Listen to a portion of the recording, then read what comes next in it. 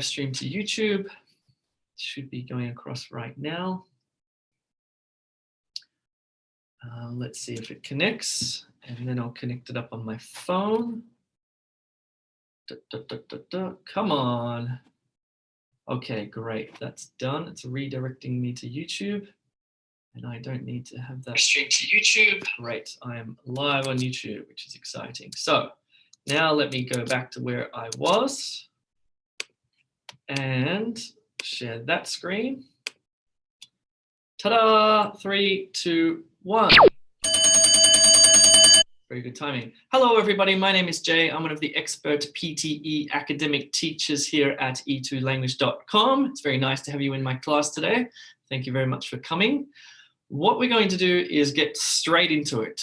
First of all, I'm going to give you a little tour of the E2 language platform so you know what goes on there and how you can best prepare for your test. Then we're going to do a free PTE mock test, and that includes one of each of the 20 tasks. When you take the actual PTE, there won't just be 20 tasks. You'll be doing multiple numbers of each task, significantly longer. So this is a shortened, if you like, mini mock test, but we're going to look at speaking, writing, reading, and listening, and then we'll do a little summary at the end. Cool, let's get straight into it. I don't know how familiar you are with PTE Academic. Maybe you've taken it before, maybe you haven't. Either way, this is how it starts. It starts with a task called Read Aloud, which is pretty straightforward. What you're about to see is a paragraph of text. What you have to do is prepare to read that paragraph of text. You'll have about 30 or 40 seconds preparation time. Then the microphone's going to open and it's going to record you as you read it a second time aloud, as clearly and as naturally as you possibly can, paying attention to certain features of spoken language. That is, when you're doing your reading, I want you to read with rhythm. I want you to read with correct pausing. I want you to read with nice intonation at the end of your sentences. In short, try to read like a newsreader would read. Newsreaders read very well. They read with great entertainment in their voice. So try to do that. I'm going to disappear. What's going on with the timer here? Hold on, hold on. Okay, you have 35 seconds to prepare to read.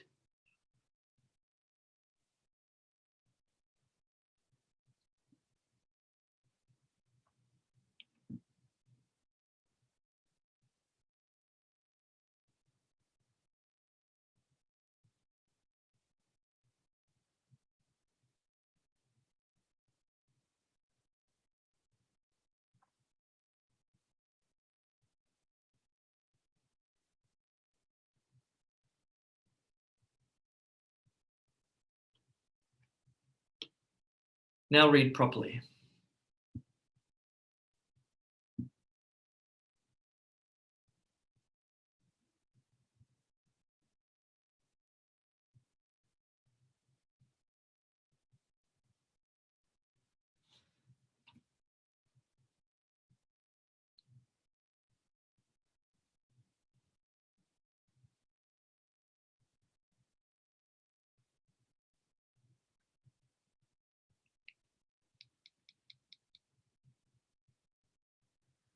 Oakley dokley. So how did you go with that particular task? It's quite a good task to start the test with.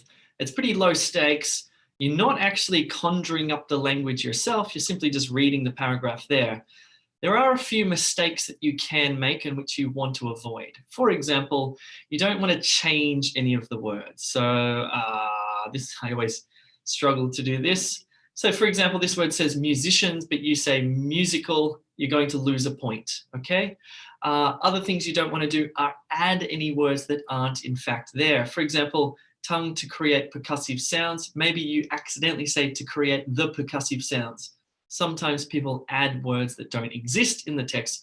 And of course, don't skip any words. You're just reading that aloud. But that's just for content. What you're really being scored on here are oral fluency and pronunciation. So oral fluency is the rhythm by which you speak, and pronunciation are the sounds that you make, okay? I'm not going to go into any more detail of those, but we have heaps of information on e2language.com and lessons on how to improve your pronunciation. What I will do now is do a little model reading, if you like. This is how I would read it. I would say, beatboxing is a musical art form mainly associated with contemporary hip-hop culture in which performers use their vocal tract, mouth, lips, and tongue to create percussive sounds. Sometimes individual beatboxers perform as part of an ensemble, providing beats for other musicians, but often they perform alone, singing and beatboxing simultaneously. That's a good example of the sort of tempo, pacing, rhythm, pausing, all of that stuff that makes up good spoken speech, okay? Just let me check my microphone. I've got the terrible microphone. Hold on. Why is it not picking up my good microphone? Okay, just bear with me for a second here. Let me try this.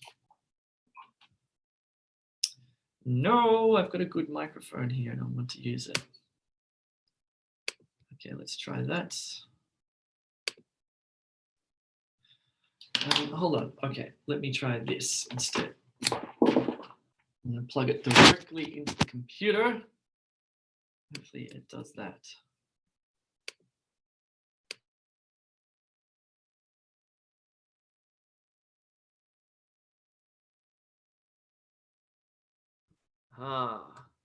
Aha. Okay, now I believe the audio sound should be better. Sorry about that. It was not picking up my microphone. Cool. All right, let's do repeat sentence. This is the second task of the PTE. This is what it looks like on test day, okay? What's going to happen is you're going to hear a single sentence. What you have to do is listen very carefully to that sentence. You wait about 2 seconds. You'll see there'll be a visual way to identify this, and the microphone will open, and then you repeat exactly what was said and try to match the speaker's intonation and the way the speaker delivered it. I'm going to disappear. You're going to hear the sentence in 3, 2, 1. There are a number of reasons why a result is not returned.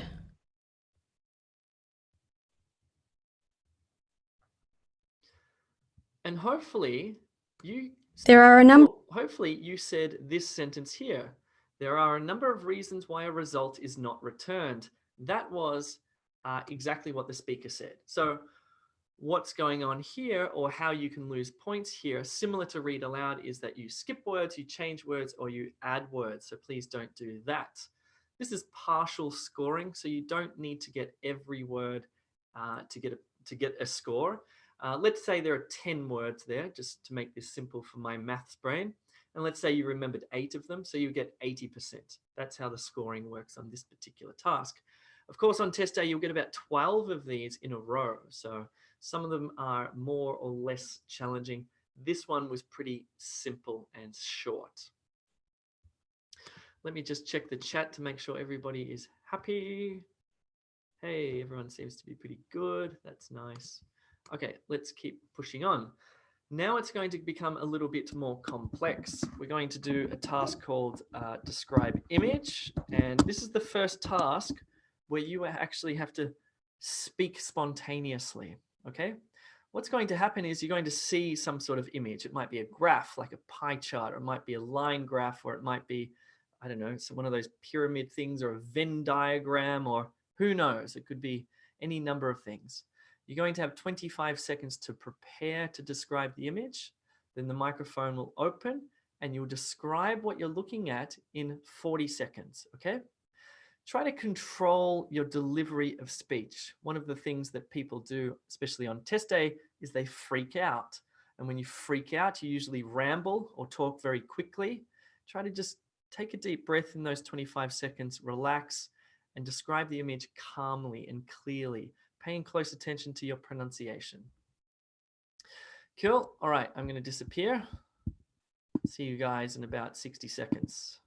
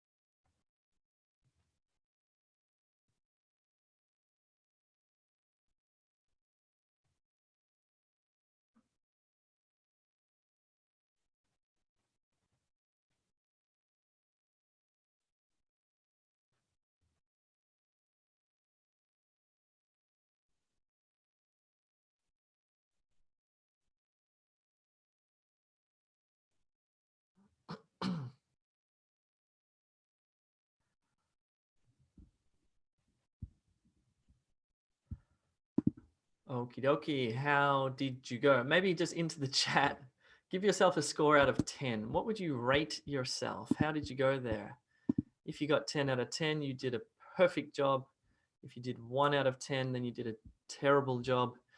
7, 7, 9, 7, 9, 6, very bad. 9, 6, 7, 5, 8, 6, 7. Okay, so we got a variety of confidence levels here. Fair enough. It's not an easy task to do, even for a native English speaker like me. It's one of those things where you want to hesitate. I'll give you a nice hint here. Don't pay too close, or don't pay too much attention to getting the data correct. As you can see on the left-hand side there on the y-axis, it's 50,000, 100,000. You're not going to be precise. Where that blue line ends, just say around 200,000, okay? Don't get stuck in the details because that's going to make you hesitate. If I were to do this, I would do something like this. So let me start the timer. This graph represents the cumulative podcasts that were listed on iTunes in the United States from June 2007 until June 2015. As you can see, there are far more active and inactive podcasts compared to active podcasts. In fact, there is exponential growth in active and inactive podcasts from 2008 to 2015, and the number ends just above 200,000. In contrast, there are relatively few active podcasts at around 55,000. Not too bad, a little and ah there, and I ended, as you might see, at about the 35-second mark. That's completely fine, as long as you speak for more than, say, 30 seconds. There is a structure here, by the way. That was easy for me because I followed the E2 language formula. There is a way to describe every graph that you see using a particular formula, and I just did that. Cool. Let's push on. If you're not familiar with that formula, or if you want to know what it is, check out the website e2language.com, or feel free to watch the methods lesson on YouTube. Okay, let's do a particularly challenging speaking task called retell lecture. What's going to happen is you're going to see a picture. Okay, and the picture is going to be representative of what the lecture will be about. You're going to hear part of a lecture, like 60 or 90 seconds, not very long. This is the first task where you're going to have to use your erasable noteboard booklet on test day that you're given, and you're going to take notes as you listen. This task is virtually impossible to do without taking notes. What's going to happen is you'll listen to that lecture, you'll take notes, you'll then have 10 seconds to prepare. What?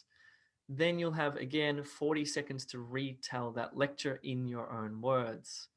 See how you go? It's very low stakes here as we practice online. I'm going to disappear. Okay, the lecture starts in 3, 2, 1. Now, we know that the success of driverless cars is dependent upon the science of artificial intelligence and visual recognition. But what we also know is that visual recognition by machines has some way to go. There are sophisticated considerations which we as humans employ without a second thought, such as separating an object from its background, knowing when an object ends, or recognizing an object partially obscured. In terms of autonomous vehicles, this begs the question, what happens when a driverless car approaches a stop sign that has been sprayed with graffiti? Does the car stop? Now, Philip, you have similar doubts about robots, especially regarding how they can perceive objects.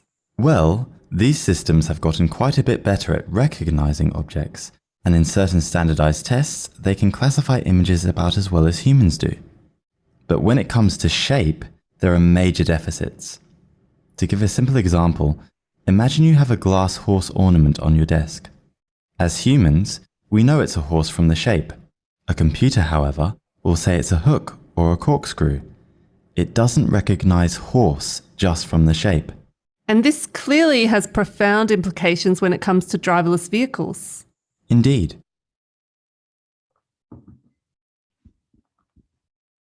Now, we know that... Sorry, 10 seconds to prepare to retell the lecture.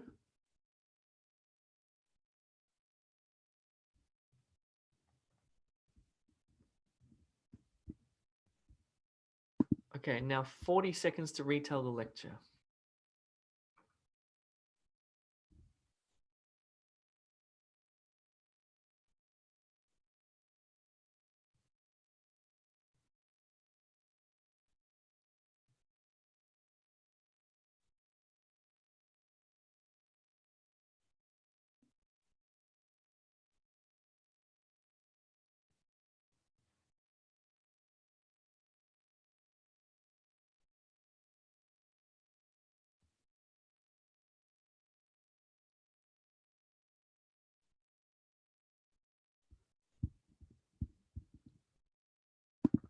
Okay, how did you go there? How do you feel about your attempt? Okay, Sneha says, I didn't understand the lecture, so how can I retell the lecture? It's a really great question, and I'll relay a little experience I had when I took the PTE. Was that one of the lectures that I got on test day was about particle physics or something like, I'm no physicist, right? That's not my field of expertise. And to be perfectly honest with you, I didn't understand that lecture that I had on test day, one of them that I had on test day. What I did do was take very good notes. And even though I didn't understand what this guy was talking about, I had a lot of phrases and a lot of keywords. So then when it came time to retell the lecture, I used the E2 language structure. I fitted in those keywords and those phrases, and I did a pretty good job of retelling it. So you don't, in short, need to fully understand what you're listening to. You do need to be able to take good notes and use the structure that we provide you. Okay, keep that in mind. Cool. Okay, just for your interest, let's have a look at the transcript of that lecture. And we'll have a look at some of the key words here. What we're looking at here are the complexity, or is the complexity of the vocabulary of that lecture. What I mean by that is, see these yellow ones here? These are simple words. Has, some, way, go, thought. These are very common, simple words. As the color increases or gets darker, we come across more complex words: visual, recognition, sophisticated, graffiti, perceive, shape. These are uncommon words, less common words, right? And if you look at the number of words here, you can see there are lots of common words and there are a handful or quite a few very uncommon words. The type of words that you want to write down while you're taking notes are these uncommon ones, because you know the simple ones. You don't need to write those down. You want to write down words like perceive objects or consideration or visual recognition. It's a little bit more complex than that, but this will give you an idea of the types of words you want to write down. All right, now, if you require feedback on your speaking and writing, because maybe you've taken the test before and been unsuccessful, maybe you haven't taken the test yet and you're unsure if you will be successful, check out e2language.com. You can get feedback, expert feedback from our teachers on your speaking and writing. It's a 24 to 48 hour turnaround. They'll provide you with a comprehensive report. And we use the criteria, or that is the grading system that the same algorithm uses. And we give you feedback on each of the parts of that, okay? So you'll know what you're doing right, and you'll know, more importantly, what you're doing wrong. By the way, there's a little offer here at the moment, a little code. If you use the code Get Started, you'll get $10 off our bronze, silver, or gold package. Okie dokie, let's do answer short question. This is simple. You're going to hear a question. You need to answer the question in 1 or 2 words, okay? Dead simple. Let me disappear. 3, 2, 1. What do you call two lines that run side by side but never meet?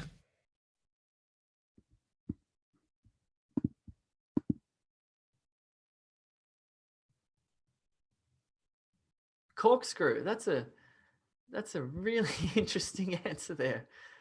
I didn't think of that one.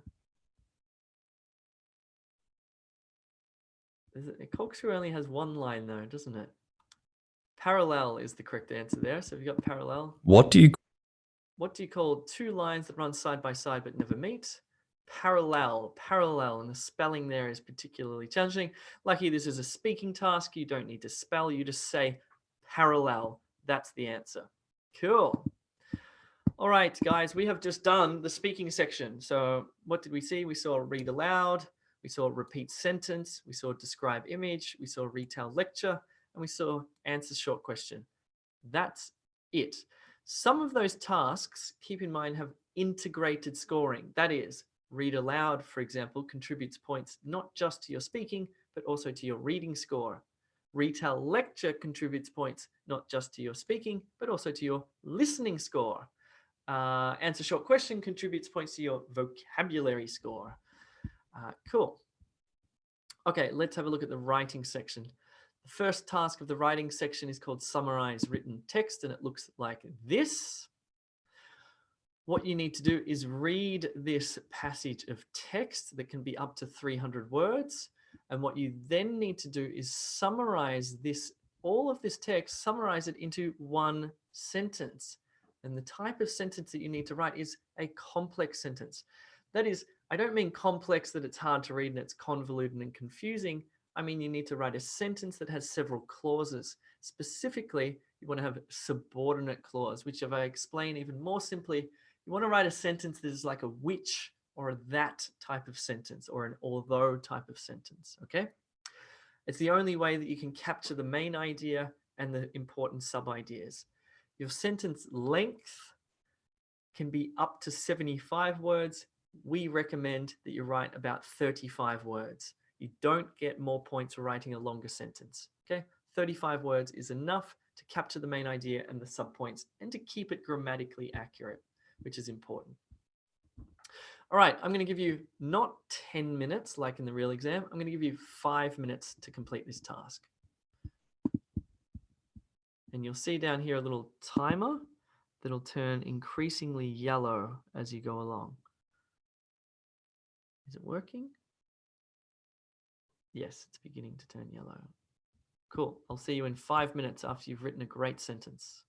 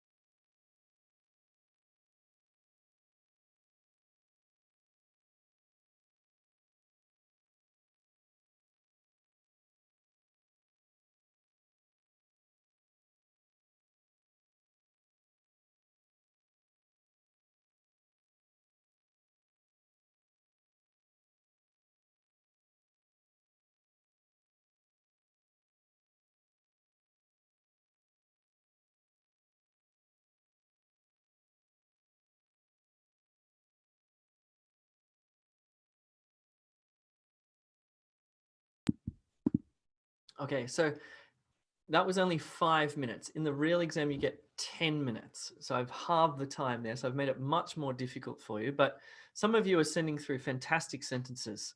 Well done. I won't read any out, but quite impressive. In the real exam, make sure you use all of the 10 minutes. It's just 10 minutes per task. And if you save time, it doesn't add to the other tasks. So you can really make sure that you've refined your sentence. It's grammatically correct. It's captured the content.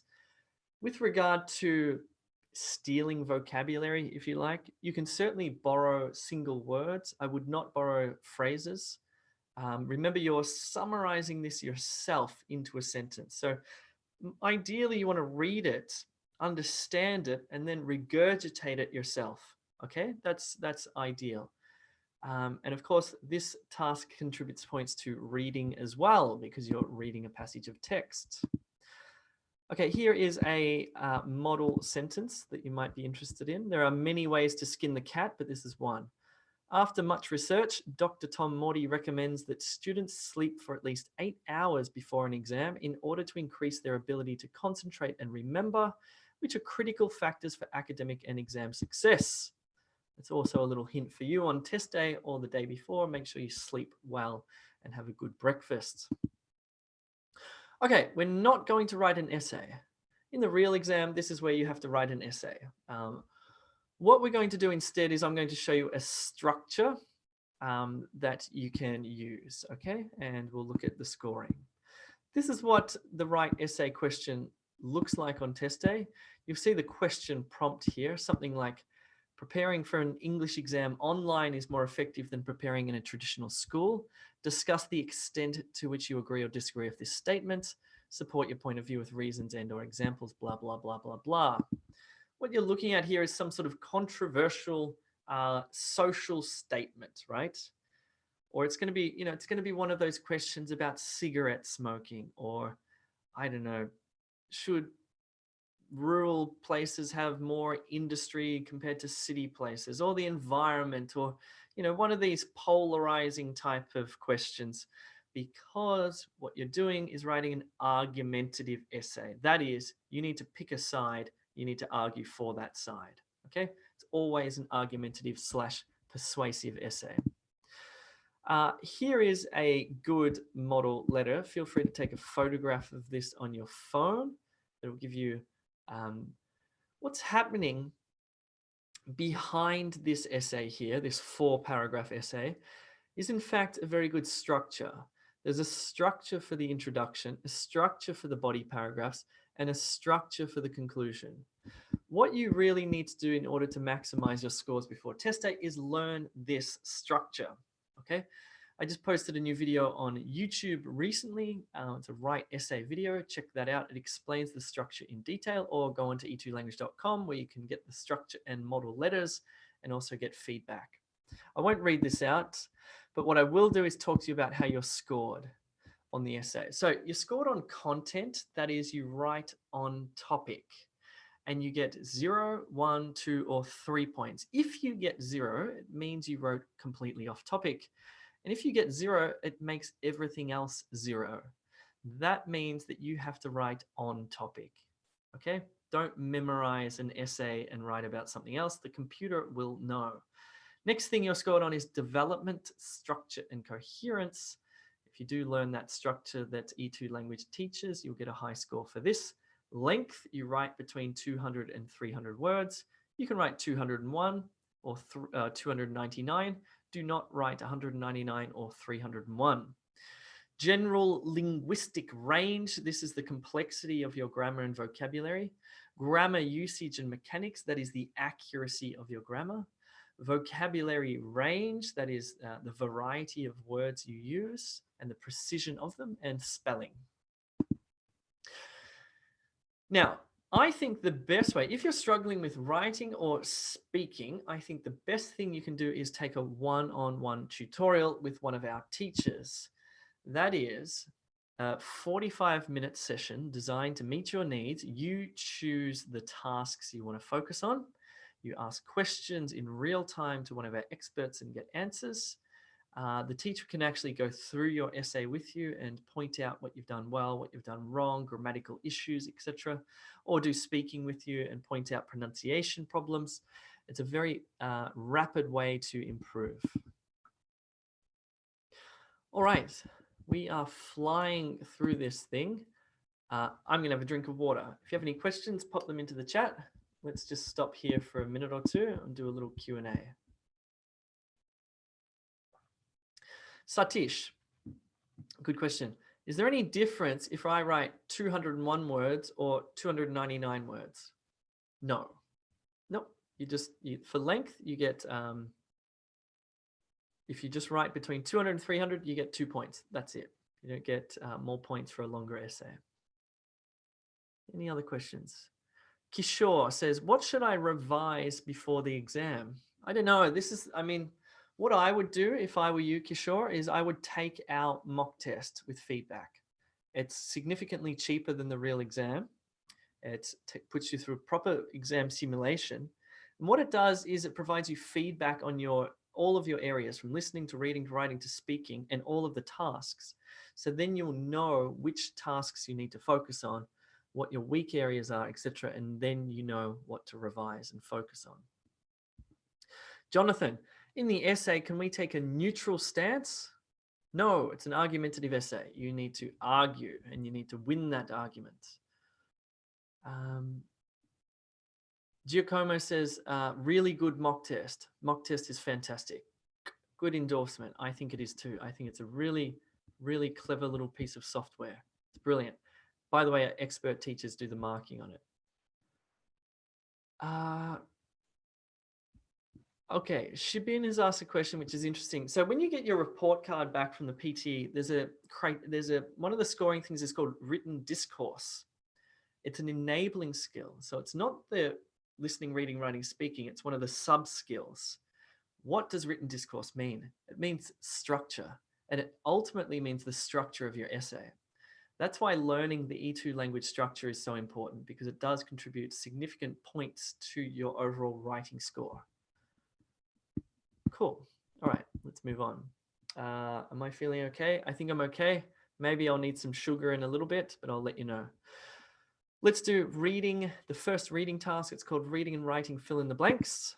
This is what it looks like on test day. Oh, let me say something now. When the reading section starts, this is the first time where you have to monitor the time that you spend on each task. Previously in the speaking and writing section, each task is timed independently or individually. You don't need to worry. You just 10 minutes for this one, you use the 10 minutes. In the reading section, you get overall time. You need to work through the tasks efficiently, and you need to click next to move on to the next task. So for these ones here, the reading and writing fill in the blanks, we recommend about 3 minutes because the text is quite long. What you need to do is choose the right word. It might be for a grammatical reason, but usually it's for a semantic reason. That is, you're choosing the right meaning to create the right meaning and context. I'm going to disappear. Give you 2 minutes to do this one.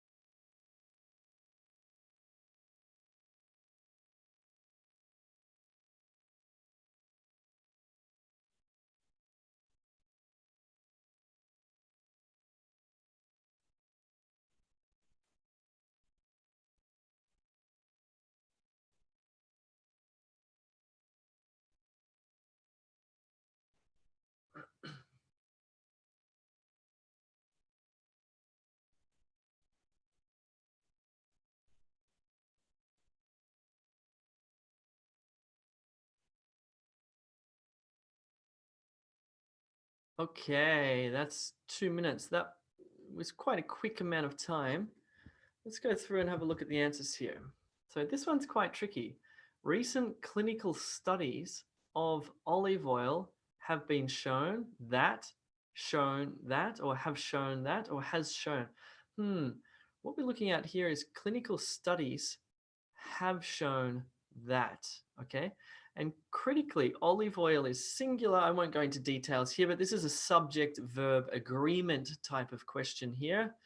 I'll show you the answers properly at the end. These studies also elucidate, indicate, quantify, or hinted that. Which one of these is correct? Let's keep going. Olive oil has special properties that play a role in reducing damage to human DNA, creating damage, proliferating, or declining damage. And this one here, blah, blah, blah, blah, blah, may reduce your risk of chronic disease, event, development, build out, or initiation. Here are the answers. Have shown, indicate, reducing, and development. Pop into the chat what you got out of 4. How did you go? 3, 3, 3, 3, 4, 4, 4, 3, 3, 3, 4, 4, 4, 3, 3, 3. Cool. All right, 3 or 4 is basically what everybody's getting there. I'm guessing that you got the first one wrong. Is that right? Which one did you get wrong? Yeah, first one. Yeah, haha, I wrote that. That's a tricky question. Gotcha. Nice. A bit mean. All right, let's do the second reading task. It's called multiple choice, choose multiple answers, and it looks like this. This task is really testing your ability to read for detail, okay? You got quite a long passage of text here. It's up to 300 words. And what you have here are statements. And what you're trying to do is you're trying to determine if this statement says the same thing as the text. If it does, you tick it. If it contradicts the text or is not mentioned in the text, you leave it, okay? Of course, the statement will differ in the language it uses, but it will say the same thing, or it will contradict, or it will say, not say anything at all. Okay, let's just get into it. I'm going to give you 3 minutes to do this one.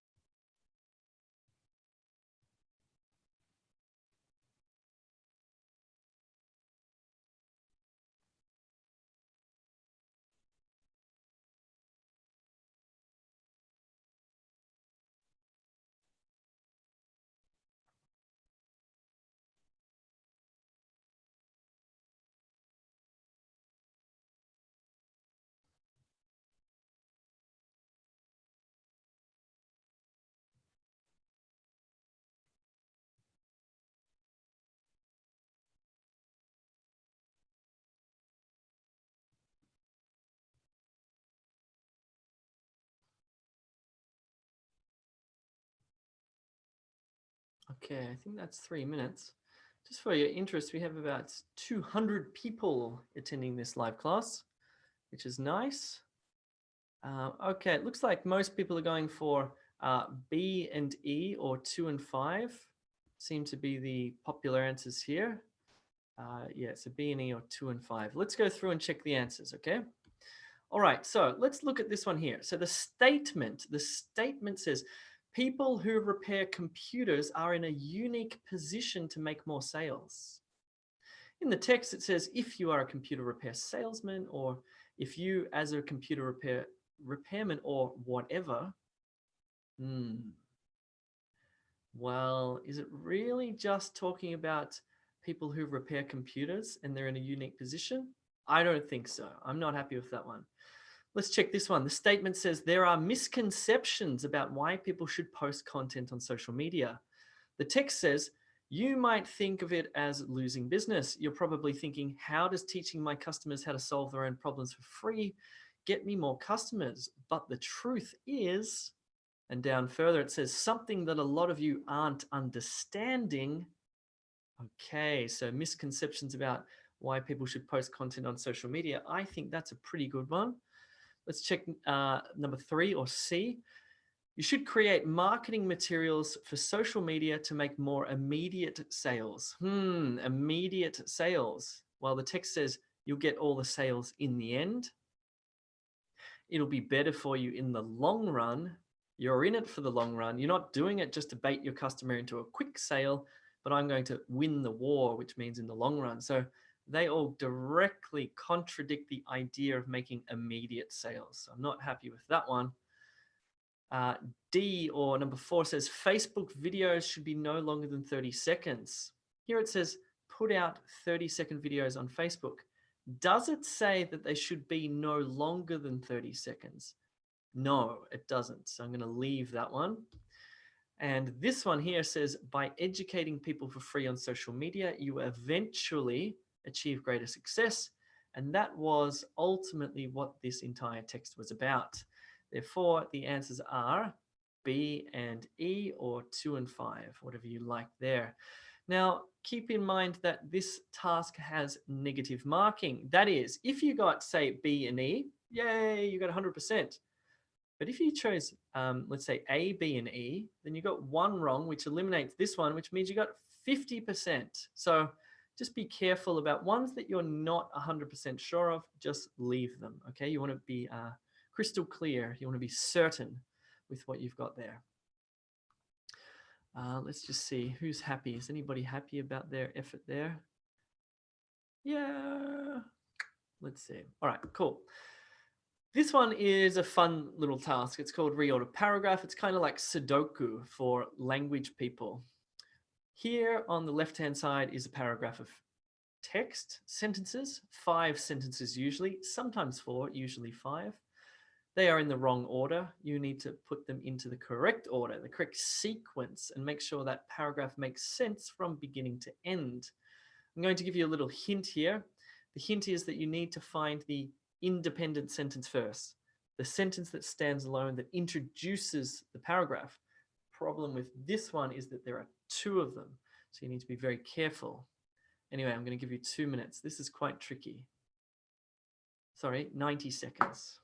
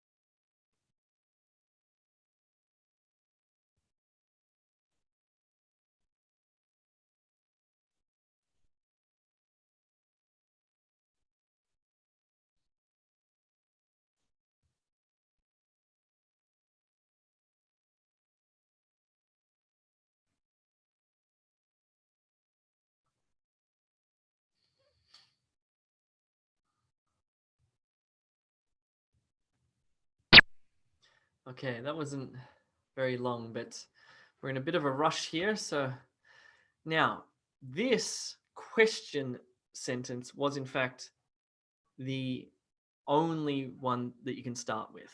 There was another sentence here. In fact, E was a good independent sentence, right? It can't be A because it says the first is by pushing. What's the first? C says the other way. What? That can't be the first sentence. D says behind this simple question. It can't be D. These two could be the first sentence. The problem if you start with this one is you come to a dead end. Okay, this one, there's no dead end, as we'll see. What exactly happens when you blow on a soap film to make a bubble? Behind this simple question, this is a question, about a favorite childhood activity is some real science. In a series of experiments replicating bubble blowing, NYU's Applied Math Lab has discovered 2 ways in which bubbles can be made. The first is by doing this, and the other is by doing that. That is the correct sequence. Who of you got that correct? Just put a smiley face. Put a smiley face or a yay or a hooray or a correct or whatever into the chat. Cool. Lots of people got that right. Nice work. I'm seeing some weird smiley faces too. Nice. Nice. Good. Yeah, there's a lot going on there. You know, there's a lot more than just word matching. What you're not doing is just word matching. What you're ultimately doing is understanding the meaning of each of those sentences. And then you're placing them in the correct order according to meaning. Then you're reading the overall meaning of the paragraph and going, that makes logical sense. Giacomo has got a good point there. Sometimes it's harder. This one was pretty hard, but I agree. Some of them are a little bit, yes, harder than that. Whoop, someone's coming in. I just have to shut my door here. Hold on. Okay. Right. If you need more help with your PT academic, we've got a little special offer going on here called Get Started, which you can use as the payment gateway to get $10 off bronze, silver, or gold. That's if you need more help with your PT academic. Cool. Let's do reading fill in the blanks. I'm going to open that door again. Let a bit of air in, which is good. Whoops, I don't have a timer here. Okay, what's going on here is we're looking at a relatively short text of 110 words max, sometimes a single sentence. What we're doing is we're going to drag words into those gaps to fulfill the meaning. But more importantly, what we're really doing here is creating natural sounding phrases with those gaps, creating collocations. I won't go into too much detail. You probably know what you need to do. I'm going to manually time this. I'll give you 60 seconds starting now.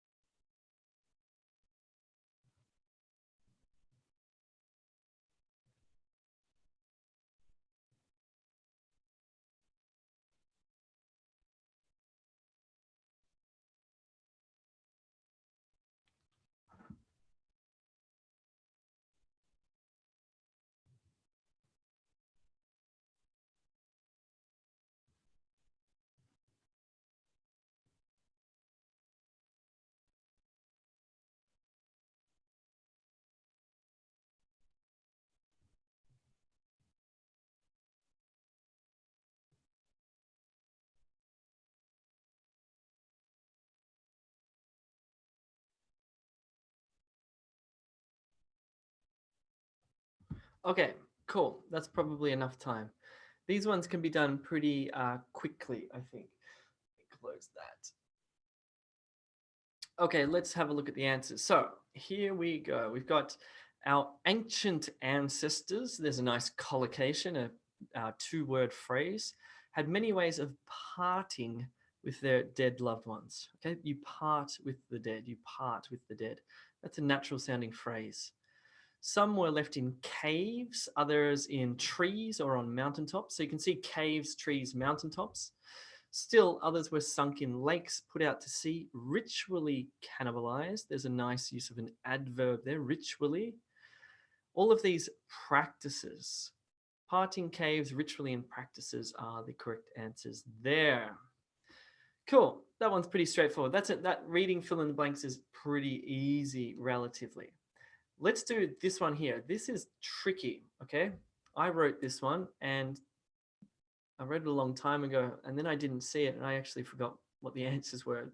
So you know, if the person who writes the question can't get it right, then you're in trouble. This one's hard. See how you go. You've got to pat yourself on the back if you get this right. 2 minutes. Only one of these is correct. This is multiple choice, choose single answer. See how you go.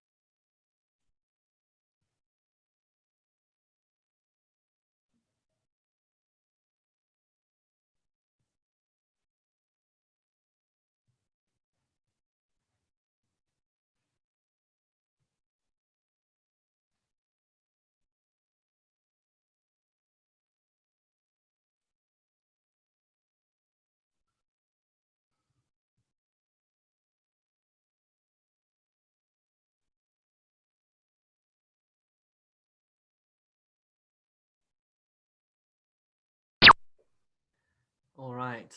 I'm putting you under lots of time pressure here. In the exam, you can spend more time on these questions, but oh, looking nice. Okay, okay. It looks like most people are choosing A or D. A or D seem to be the correct answers here. Okay, let's go through the answers here. I'm going to disappear. I'm going to talk you through this one. It's pretty tough. So let's start with D here. So according to the passage, paper transcripts. We don't really need to read this stuff here. We're thinking there are 2 spots here. We want to read all of this part and in fact here as well, because it's also about paper transcripts, right? So paper transcripts will likely take more than a week to be delivered. Well, it says here it may take several days for your order to be processed. From the date of your payment, please allow up to 10 working days. It will likely take more than a week to be delivered. It doesn't say that. It doesn't say anything about it will probably take more than 7 days.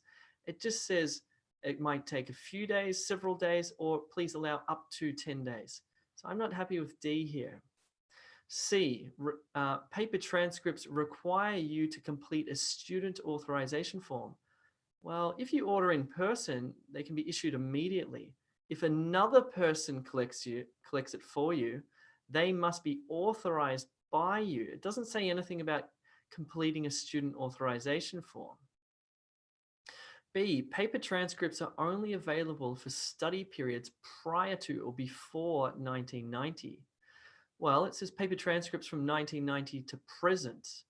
Are they only available before or prior to 1990? No. So let's make sure this one is correct. Paper transcripts can be paid for and collected on the same day.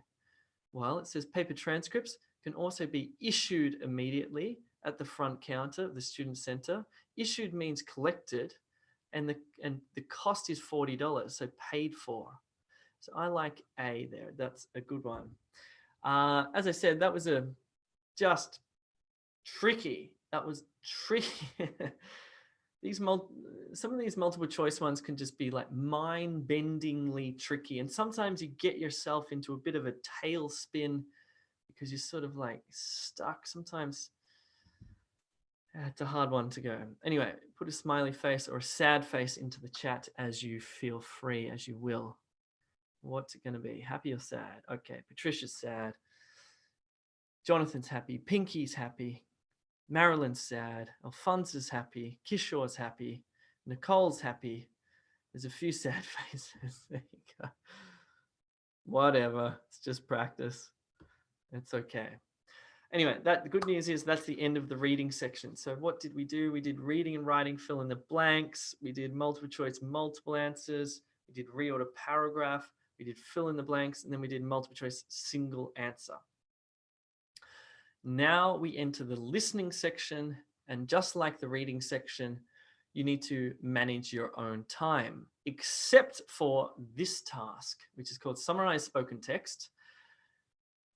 By the way, I'm going to release a new video on YouTube next week. It's a super methods for Summarize Spoken Text. If you're currently watching this on YouTube live and you're not a subscriber, click that subscribe button. So then you'll know every time we release one of those amazing super methods lessons. Cool. Let's take a look at this. Whoa, before we do, let me tell you about the mini mock test on e2language.com. If you have taken the PTE test before and you've been unsuccessful, or you've never taken the PTE test before and you're not sure what your scores will be, in other words, that's everybody, then you should think about taking the mini mock test. Why? Well, it's going to give you exam-like experience or simulation. It's a shortened exam. It's only about 2 hours. It's not 3.5 hours. Importantly, you're going to receive a report card with grades and comments from our teachers on your speaking and writing. And you'll also get to see all of the scores. So it'll give you a very good indication if you're ready or not for the test, and even better, what your weak areas are so you can focus on them. By the way, this is much, much cheaper than the actual PTE test.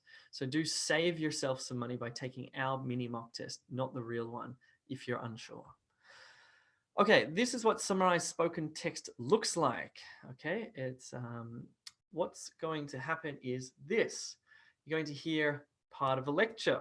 Again, it'll be about 60 to 90 seconds. While you're listening to that lecture, you'll be taking notes. Okay, you'll be noting down key words, key phrases, key ideas, and you'll also be listening very carefully so you understand what's being said. After the lecture has finished, you will then begin typing a summary of between 50 and 70 words, or maybe like between 3 and 5 sentences of that lecture. Okay, you get 10 minutes total time to do this. That includes the length of the lecture and your 50 to 70 word summary. I'm going to give you 5 minutes. Here we go. You'll hear the lecture in 3, 2, 1.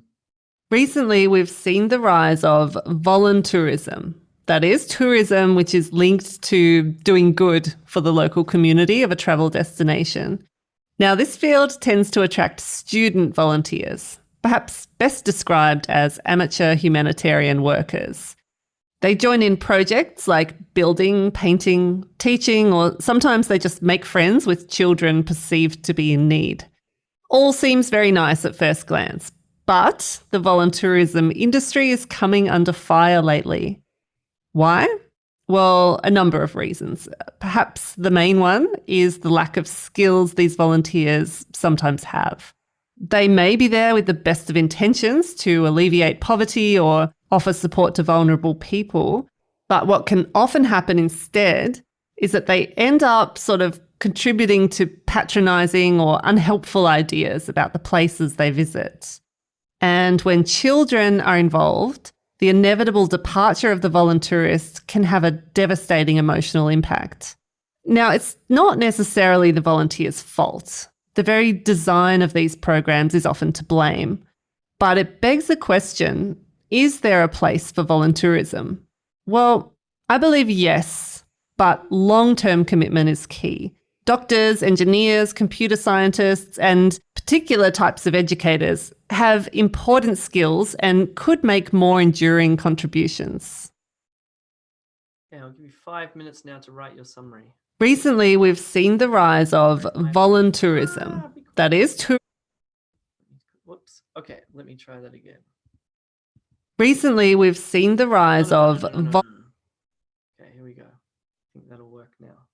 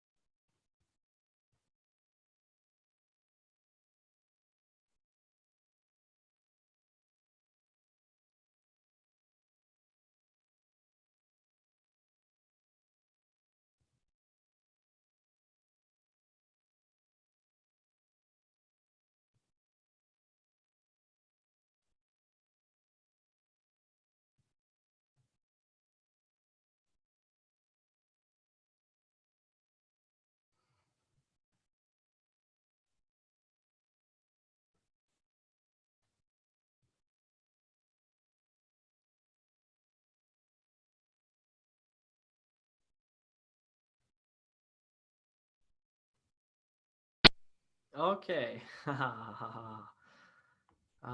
Good on you for hanging around. I think we've lost only 5 people. There are currently 94 in the Zoom, and there are about 90 on YouTube Live. So that's pretty cool. Nice. Okay, how did you go writing your summary? Again, I cut the time short, so you would have twice that time on test day and should use all of the 10 minutes, by the way. Here is a good sample. The speaker was discussing volunteer tourism. She mentioned how volunteer tourism mainly attracts students, and she described how they participate in projects like building and teaching. She talked about the lack of skills among these volunteers and the problems this can cause. She discussed the impact on children when a volunteer leaves. And finally, she suggested that volunteer tourism programs would be better with longer-term commitment from skilled professionals. Remember, you're writing between 50 and 70 words. I wrote 69 words. That would get a very high score. One of the things that's going on here behind these words is another structure, another E2 language structure, which you should learn before test day. Okay, excuse me, let's move on to listening multiple choice, choose multiple answers. This is what it looks like. What I suggest you do here is listen and take notes. A bad thing to do is to listen and read these answer options as you're listening, because A, you're not going to listen very carefully, and B, you're not going to read very carefully, okay? The good thing to do is to listen, take very careful notes to consolidate your understanding so you fully understand what was said, then go through the answer options and go, no, no, yes, whatever, okay? That's how you approach this type of task. So listen carefully and take notes. Your time starts, your lecture starts rather now. The World Solar Challenge is a race for solar-powered cars covering about 3,000 kilometres from Darwin to Adelaide. The cars competing in the Solar Challenge use solar panels, a bit like you might see on the roofs of houses, and they work by converting sunlight into electricity. The panels are made up of wafer-thin layers of silicon. When sunlight hits a panel, electrons in the silicon move to create an electric current. On a typical solar-powered car, the solar panel can generate about 1,320 watts. That's about the amount of electricity some hairdryers use. So to be able to drive at normal speed on a highway, the cars have to be as small and as light as possible. And then there's the weather. When it's overcast, the cars are reliant on batteries, which last less than 4 hours. Installing more batteries would make the car too heavy. All of this science comes at a price too. The cars in the World Solar Challenge cost a lot to build. $150,000 at the cheap end, rising up to a staggering $2 million for the most expensive. But even though we aren't likely to see these solar cars being sold at dealerships, these teams aren't wasting their time and effort. Some of their innovations have already made a difference. For example, special tyres, which were designed to enhance fuel efficiency in solar car racing, are now stocked in shops. While it looks like a lot of fun, there is some serious science, and that's worth celebrating.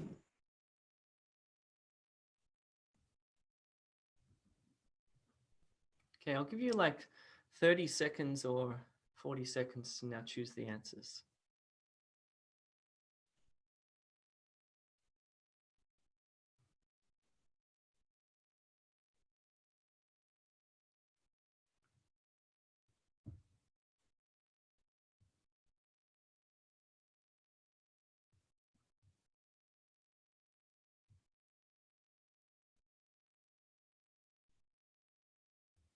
Okay, you should have the answers by now. Basically, if you did take good notes and you understood that lecture, it really is about 15, 20 seconds of going, no, yes, no, etc.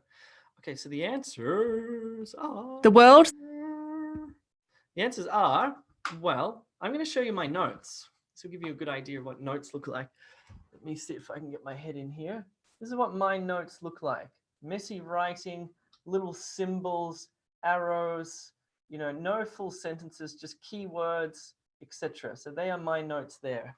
I wrote solar car, 3,000 kilometers, Darwin, Adelaide, panel, silicon electrons, 1320 watts, hair dryer, blah, blah, blah, blah, blah. The correct answers are,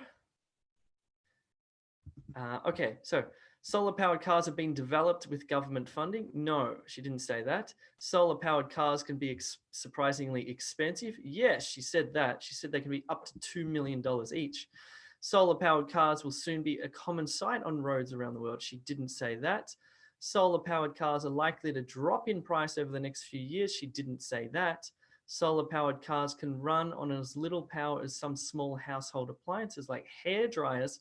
She did say that. Therefore, the answers are B and E. And like reading, this has negative scoring, so just make sure you do correct the right ones. How did you go there? Happy faces, sad faces. Cool. Lots of happy faces. Okay, one sad face. Nice. Good stuff. Well done. Let's do listening, fill in the blanks. This one's pretty easy. You can work out immediately what to do. As you listen, you need to write down on a piece of paper the words, the missing words. Okay? It'll be a single word for each gap. And then at the end, type them in and check that they're grammatically correct, check that they're spelled correctly, and check that the meaning is right for the context. Or you can actually type them in as you go on test day.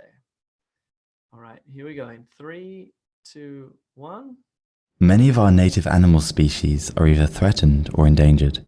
This is mostly due to human activities such as logging, oil and gas drilling, overgrazing, and urban development, all of which result in habitat destruction and eventually the collapse of local ecosystems. Scientists tell us the best way to protect endangered species is to protect the places where they live. Wildlife must have places to find food, to shelter, and to raise their young. By protecting habitats, entire communities of animals and plants can be maintained. In fact, entire ecosystems can be preserved.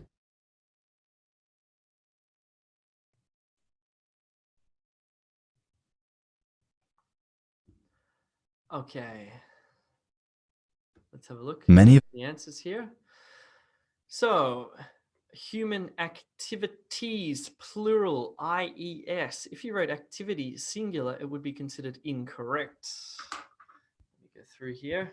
Next one is habitat destruction. Then we had find food to shelter, the verb to shelter. By protecting habitats, plural, it needs an S on the end. If you wrote habitat, singular, it would be considered wrong, so habitats. And then can be preserved. So what do we got? 1, 2, 3, 4, 5. Tell me your score in the chat out of 5, please. 4, 5, 5, 5, 4, 5, 3, 4, 5, 5, 5, 5, 5, 5, 5. This is not a hard task, I don't think. Pretty straightforward.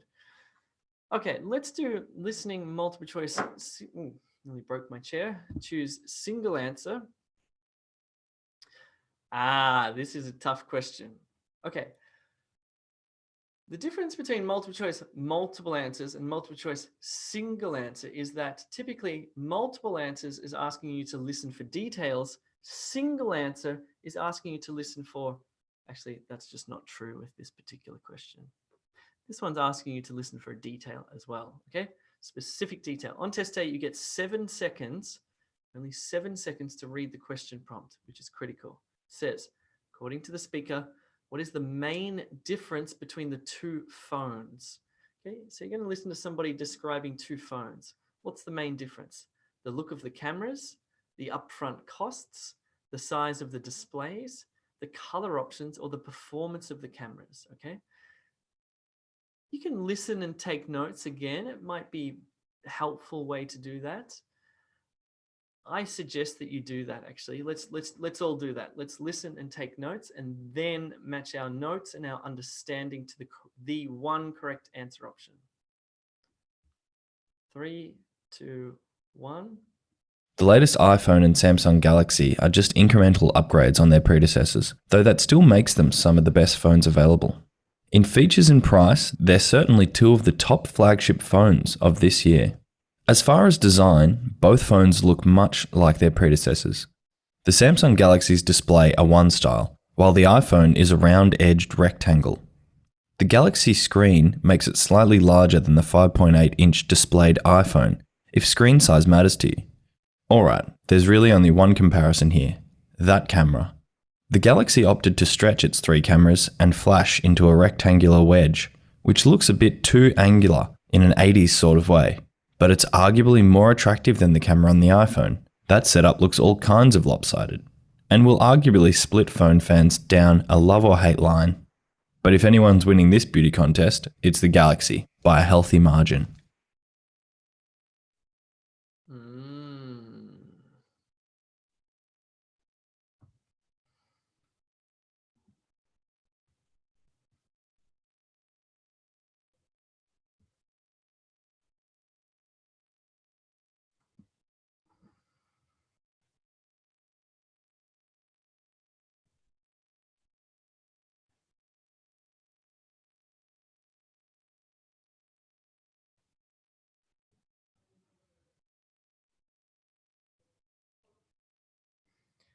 Okie dokie. How did you go there?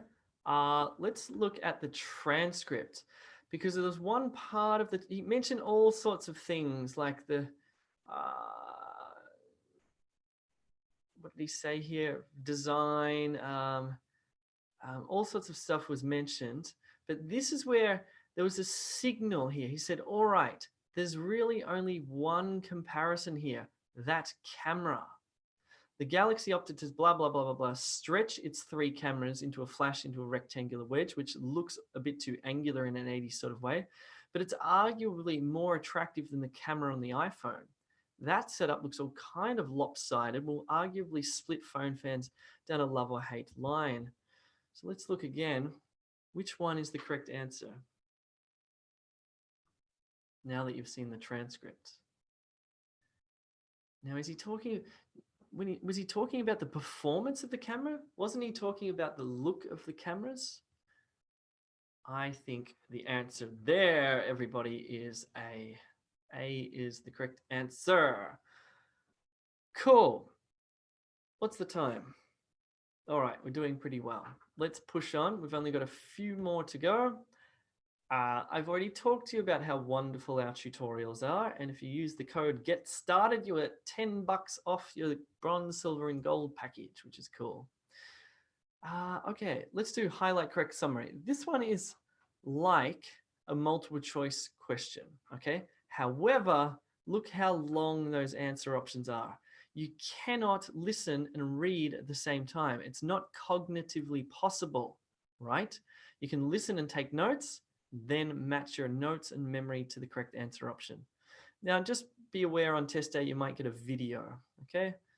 We're just gonna play an audio file. So please listen, take notes, then I'll give you some time to read and match your notes to the correct answer option in 3, 2, 1.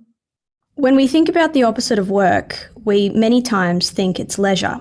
And we say, I need some leisure time, and so forth. But the fact is that leisure is a very busy thing. We go to play golf and tennis, and we meet people, and we're going for lunch, and we're running late for the movies. It's a very crowded thing that we do. The opposite of work is actually idleness. But very few of us know what to do with idleness.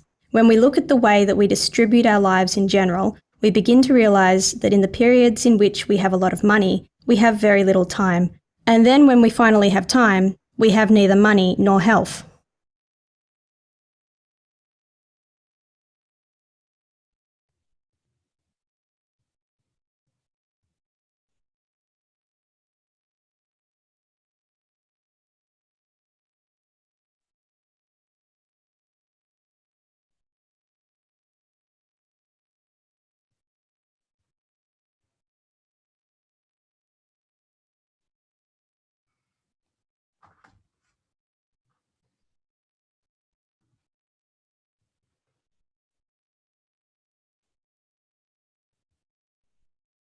Okay, most people.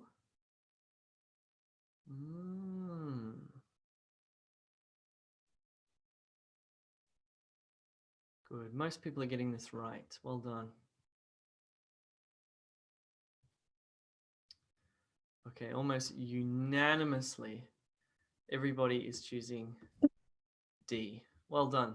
Well done, well done, well done. As you can see how important the note-taking element is in PT Academic. Again, without taking notes, some of these tasks would be virtually impossible, because if you just relied on your memory, done, you're done.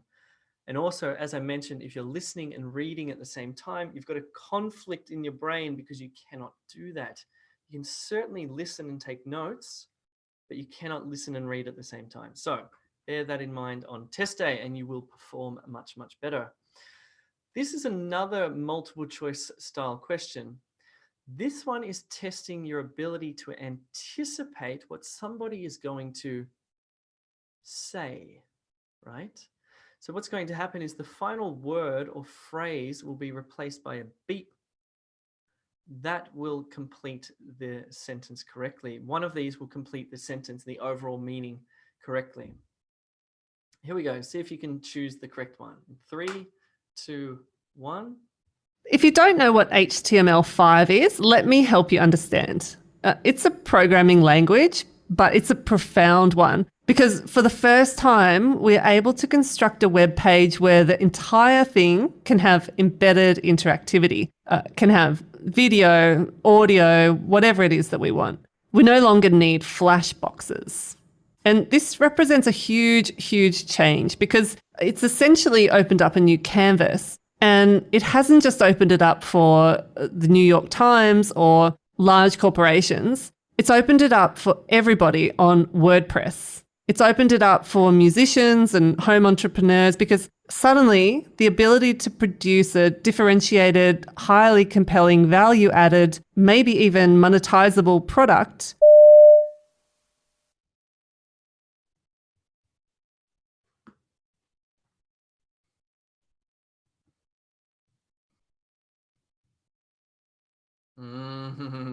This one's tough, honestly. I'm going to give you a hint. It's not B, because she said it's opened it up for everyone, not just the New York Times.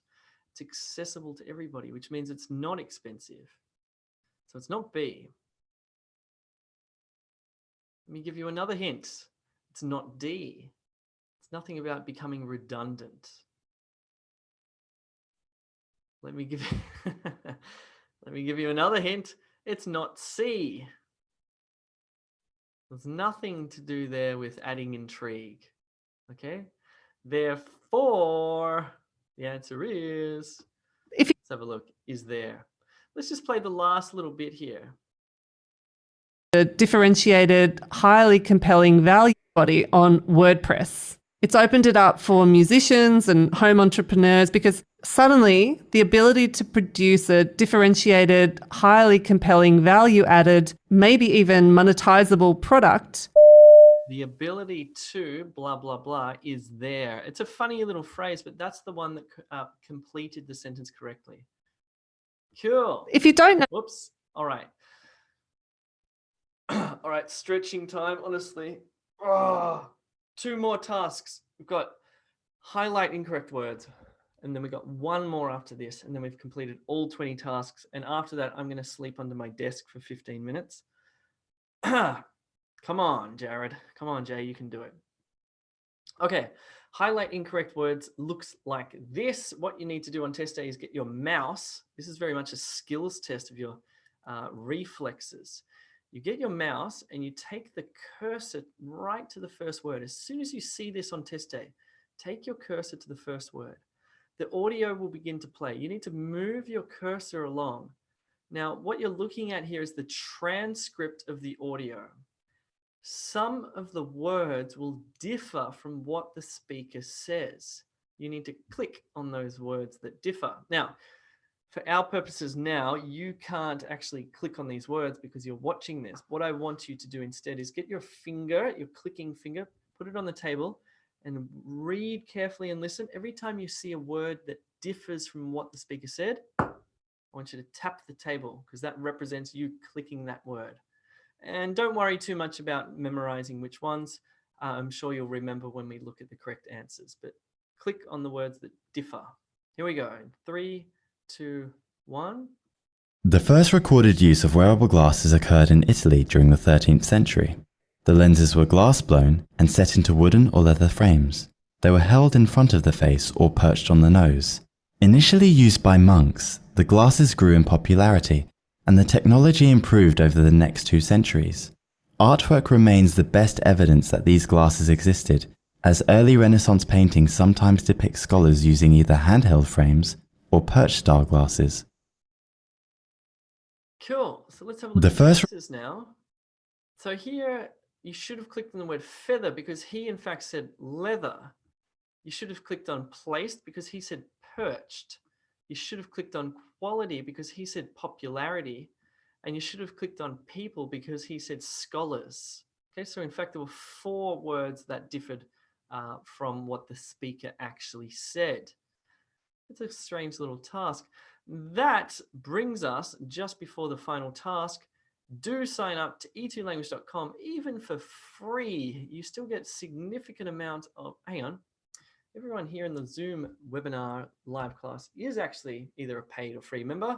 I salute you. If you're watching this on YouTube Live and you haven't yet signed up for free, I recommend that you do. It's going to help you out. Even the free membership is pretty good. You get some live classes for free, you get some practice questions for free, some methods lessons. But of course, when you do upgrade, everything gets unlocked, including the materials. And if you upgrade, you get writing feedback, speaking feedback, tutorials, unlimited live classes, etc.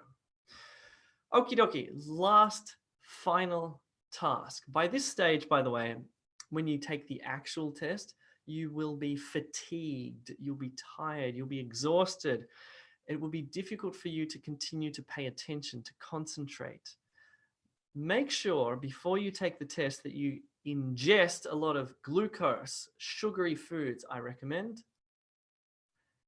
Actually, not just sugary foods. You want to eat a substantial meal before you go into the test because you're going to burn energy, right? And actually, between the reading and listening section, you can take a break.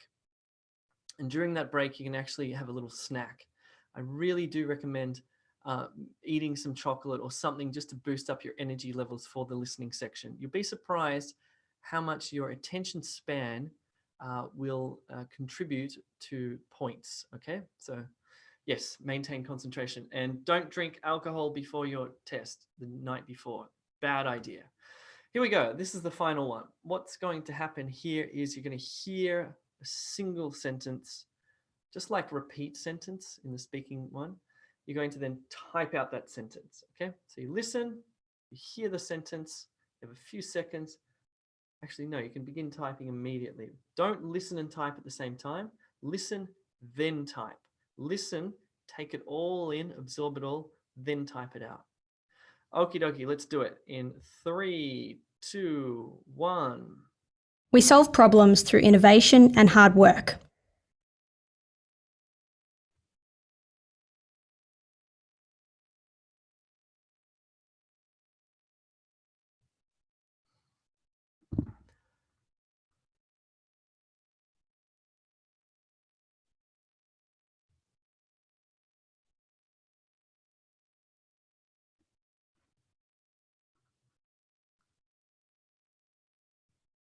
Yeah, seeing some interesting ones. Seeing ones like the South problems, innovation and hard work. The self problem is innovation and hard work. Self-innovation through innovation and hard work. They solve problem through innovation and hard work. Whoa, seeing some ones that are not quite right. Just be very, oh, and somebody's written in capital letters. Lily, just be very careful. Please do not write in capital letters or you will get 0, okay? Okay, we resolve problems. Yikes. Okay, We solve problems through innovation and hard work. let's have a look. We solve problems through innovation and hard work. That is the correct answer. How this is scored is that, let's say there are 10 words there. If you write down 8 words of those words, let's say you even include some words that are not there, as long as those 8 words, you get 80%. If you got all 10 words, even if you got them in the wrong order, you still get 100%. Interestingly. Who's that guy? That's me. Cool, $10 off any package. Sign up for free at e2language.com, and that is that. Before you go, just bear with me. I'm going to show you something really cool. Before you go, this is a really cool website. It's a new website. It's called e2school.com, e2school.com. If you're struggling with your test because your grammar is not very good, or your pronunciation's not very clear, or your spelling's not great, or just your listening, whatever, sign up to this website here. We've got some really cool courses on here. We've got, there's a placement test, we've got a pronunciation course, a grammar course, different levels of general English, including this one here, which is very helpful. It's like a theme-based vocabulary building course. I highly recommend checking out e2school.com. You can sign up for free to check out the courses. Or if this isn't quite for you because you're quite advanced with your English, but you have family members like nieces and nephews or cousins or brothers and sisters who need to improve their general or basic English, then check out this website. That's all. Thanks very much for coming along. I'm not going to stick around and do a Q&A, so I apologize. If you do have any questions, you can email hello@e2language.com. That is hello@e2language.com. Otherwise, everything I know is on e2language.com. So that's where you will get all the answers to your problems. Thanks very much. May peace be with you. Stay healthy, everybody. Study online. That's a good idea. See you soon.